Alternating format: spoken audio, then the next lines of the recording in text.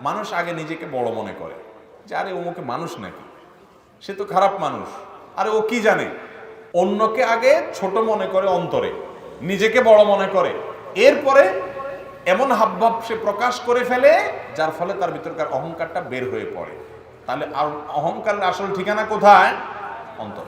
এই জন্য নবী করিম সাল্লাল্লাহু আলাইহি ওয়াসাল্লাম বলেছেন, মান কানা ফি কলবিহি মিসকালু হাববাতিন মিন খারদালিন মিন কিবরিন, যার অন্তরে একেবারে অতি সামান্য পরিমাণ, সরিষার দানা পরিমাণ অহংকার যদি কারোর অন্তরে থাকে, সে জান্নাতে যাবে না। তাহলে নিজেকে বড় মনে করা, অন্যকে ছোট মনে করা, এই যে একটা অহমিকা, এই যে একটা অহংকার, এটা কি আমাদের মধ্যে আছে না ব্যাপকভাবে আছে? নবীজি সাল্লাল্লাহু আলাইহি সাল্লামের সতর্ক বাণী শুনেন, অন্তরে বিন্দু পরিমাণ অহংকার থাকলে সে জান্নাতে যাবে না। আপনি অন্যকে মনে করছেন আরে ও কি জানে, আপনি তার চেয়ে বড়, আপনি তার চেয়ে শ্রেষ্ঠ, অন্যের সাথে অহংকার করছেন। আল্লাহ তাআলা একটু প্রভাব দিয়েছেন, পয়সা দিয়েছেন, ক্ষমতা দিয়েছেন, আপনি আর মানুষকে মানুষ মনে করছেন না, ধরাকে সরা জ্ঞান করছেন, আপনি নিজের অহংকারের মধ্যে হাবুডুবু খাচ্ছেন। আপনার এই অহমিকামূলক আচরণ, নিজেকে বড় মনে করার এই ভাব, এটা কাবিরা গুনাহ। অনেকে আছে, আচ্ছা ভাই আমি যে বলছিলাম এই কাজগুলো দেখা যায় না, একটা মানুষ দেখবেন মাশাআল্লাহ বিনয় করে শরীর ভেঙে চড়ে পড়তেছে কাঁচামুচো করে, বাহির দেখে বোঝার উপায় নাই লোকটার অন্তরে অহংকার আছে, নামাজ কালাম পড়ে, রোজা রাখে, যাকাত দেয়, হজ করে, হাসি মুখ, দাড়ি মুখ, মুখের মাথা টুপি আছে, শরীরে পাঞ্জাবি জুব্বা আছে, অনেক ভালো ভালো কাজ করে, সবই ঠিক আছে, মাগার তার অন্তরের মধ্যে অহংকার আছে। এই অহংকারটা কি দেখা যায়? সব সময় দেখা যায় না।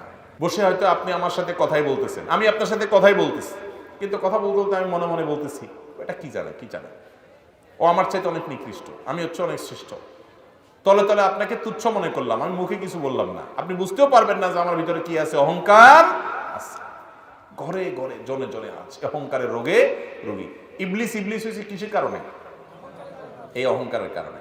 সে বলেছিল খালাকতানি মিন নারিন ওয়া খালাকতাহু মিন তিন, আমাকে আগুন থেকে সৃষ্টি করেছেন, তাকে মাটি থেকে সৃষ্টি করেছেন, আল্লাহ আমি কেন তাকে সিজদা করব? এই যে অহমিকা করেছে, শয়তান হয়ে গেছে। এই অহংকারটা আমাদের মধ্যে আছে না নাই? এই জন্য যখনই অন্তরে এরকম অহংকার আসবে, আত্মশাসন করতে হবে, নিজেকে নিজে শাসন করতে হবে যে না, তুমি কিসের ভিত্তিতে অহংকার করো? তোমার চাইতে কত যোগ্য মানুষ রাস্তা রাস্তায় ঘুরে, শয়তান তোমার চেয়ে বেশি নেকামল করছে, তোমার চেয়ে বেশি জ্ঞানী ছিল, তোমার চেয়ে বেশি বড় আলেম ছিল, তারপরে সে শয়তান হয়ে গেছে, চির জাহান্নামী হয়ে গেছে। তোমার অহংকার করা সাজে না। তোমার মধ্যে যদি জ্ঞান বেশি থাকে, এলেম বেশি থাকে, আমল বেশি থাকে, ক্ষমতা বেশি থাকে, টাকা পয়সা বেশি থাকে, বিদ্যা বুদ্ধি বেশি থাকে, এই সব কিছু তো আল্লাহর দেওয়া, তুমি অহংকার করা সাজে না। এগুলো সব তো আল্লাহ তোমাকে ভিক্ষা দিয়েছে। অহংকার করলে আল্লাহ করবে, তোমার অহংকার সাজে অন্তর দ্বারায়। এই কবিরা গুনাহটা আমরা করি কি করি না বলেন? এই জন্য আল্লাহর কাছে দোয়া করতে হয়, আল্লাহুম্মা জাআলনি ফি আইনি সগীরা, আল্লাহ আমাকে আমার নিজের চোখে আপনি ছোট করে দেন, আল্লাহ আমাকে আপনি বিনয়ী করে দেন, আল্লাহ আমার মধ্যে যেন অহংকার না আসে, আমি যেন নিজেকে বড় না মনে করি, আমি যেন আমিত্ব অহংকার নিয়ে না চলি, আমার ভিতরে যেন বিনয় থাকে। আল্লাহ তাআলা আমাদের সবাইকে বিনয়ী হওয়ার তৌফিক দান করুন। ভাইরা, অহংকারীকে কেউ দেখতে পারে না, বিনয়ী মানুষকে সবাই ভালোবাসে, জমিনওয়ালারাও ভালোবাসে, আসমানওয়ালাও ভালোবাসে। বিনয়ী হব তো ইনশাআল্লাহ। বিশেষ করে যখন রাগারাগি হয়, ঝগড়াঝাটি হয়, চুলের থেকে নুন খসে, তখন দেখা যায় কার ভিতরে অহংকার কি পরিমাণ আছে। ঠিক না বেঠিক? মানুষ মনে হয় না, আমি বলছি হয় নাই, আমার সামনে আবার এত বড় কথা, আমি থাকতে আবার এই সমস্ত, আমাকে জিজ্ঞাসা করা হয় নাই, মানে আমি কিছু একটা হয়ে গেছি। এগুলো সব অহংকারের কথা। এগুলো সব কিসের কথা? আমি কি এমন হয়ে গেলাম? কিসের এত গর্ব?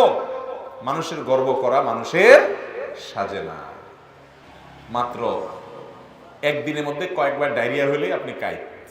অহংকার কি নিয়ে করেন? গায়ে জোর দেখান, আপনার মতো বীর বাহাদুর মাস্তানি প্রভাব আছে, আল্লাহ প্রতিপত্তি দিয়েছেন, এটা জোর দেখান, এর জন্য অহংকার করেন, দাপট দেখান, অহংকার করেন, মানুষকে ছোট মনে করেন।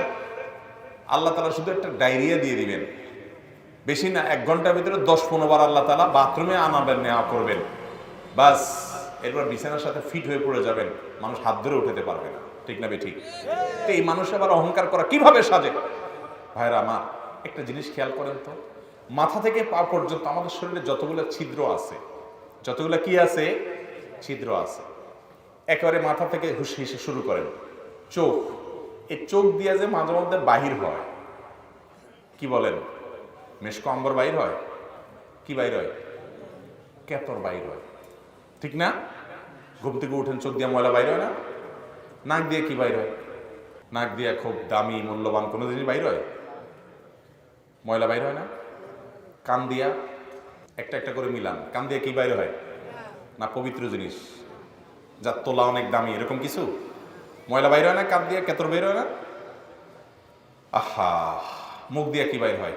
থুতু, শ্লেষা, কফ, দুর্গন্ধ, ময়লা, বমি, এসব মুখ দিয়ে বের হয়, ঠিক না ঠিক?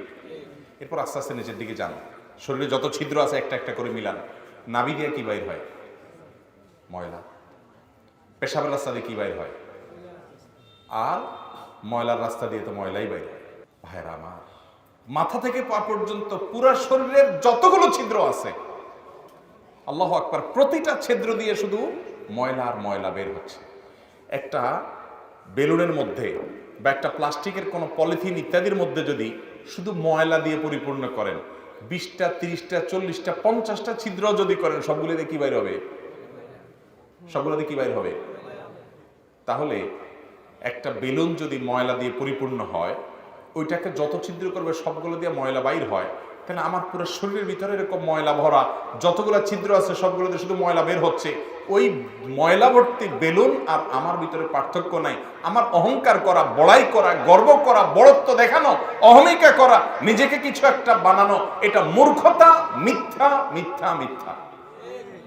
অতএব অহংকার মানুষকে সাজে না। এই জন্য আল্লাহ রাব্বুল আলামিন হাদিসে কুদসিতে বলেছেন, আল কিবরিয়া উরিদাই, অহংকার হলো আমার চাদর। মান্নাজাআনি, যে ব্যক্তি আমার চাদর নিয়ে টানাটানি করবে তাকে আল্লাহ রাব্বুল আলামিন উচিত শিক্ষা দিবেন, তাকে আল্লাহ তাআলা জাহান্নামে দিবেন, ছেড়ে ফেলবেন। অহংকার মানুষকে সাজে না। আল্লাহ তাআলা আমাকে আপনাকে বিনয়ী হওয়ার তৌফিক দান করুন। আস-সুন্নাহ ফাউন্ডেশন, উম্মার স্বার্থে সুন্নাহর সাথে।